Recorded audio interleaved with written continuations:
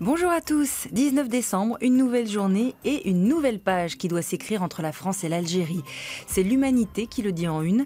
La visite de François Hollande à Alger peut être l'occasion de reconnaître enfin les crimes du colonialisme et de la sale guerre. Pour Libération, c'est la dictature de la mémoire. Retrouver une normalité débarrassée des douloureuses questions mémorielles, c'est la principale ambition de cette visite, rappelle Grégoire Bizot. Hollande veut réussir là où ses prédécesseurs ont échoué. C'est un voyage à ne pas rater, 20 minutes met la pression et résume la posture du chef de l'État entre contrition et contrat, car ce voyage a aussi des objectifs économiques. Et oui, l'heure du business a sonné, comme le dit en une aujourd'hui en France Le Parisien. La France, engluée dans la crise, n'a jamais eu autant besoin de l'Algérie, de ses hydrocarbures, entre autres. Quant à Abdelaziz Bouteflika, il a besoin de partenaires pour développer une économie qui se traîne. Autre sujet d'actualité, la fin de vie. Hollande veut une loi, rappelle Le Figaro.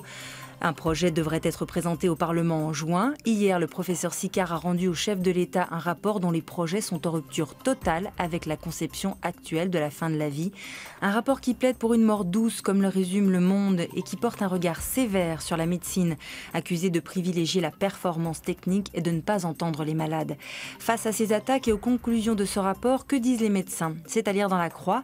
À la question « Seriez-vous prêt à prescrire des médicaments pour aider un patient en fin de vie à mourir ?»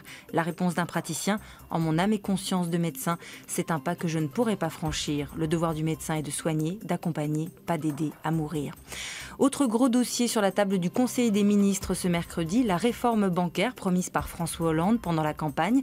Une réforme à minima pour les Échos. Le projet organise la séparation des activités des banques. D'un côté, celles qui sont utiles à l'économie, de l'autre, celles qui ne le sont pas, à savoir les opérations spéculatives. Ceux qui réclamaient un arrêt total des spéculations seront déçus, affirment les Échos. Ce à quoi Pierre Moscovici répond « Nous sommes allés aussi loin que possible. Ça n'est pas un texte fait par et pour les banques », affirme le ministre de l'économie dans Aujourd'hui en France, en rappelant qu'il faut aussi savoir éviter la surenchère.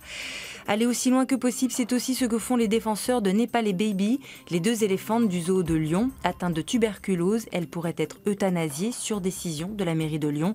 Un rassemblement est organisé ce mercredi pour que les pachydermes restent en vie. On peut les sauver, déclare leur ancien propriétaire, le patron du cirque Pinder. La fin de vie est décidément un enjeu pour tous les êtres vivants. À demain.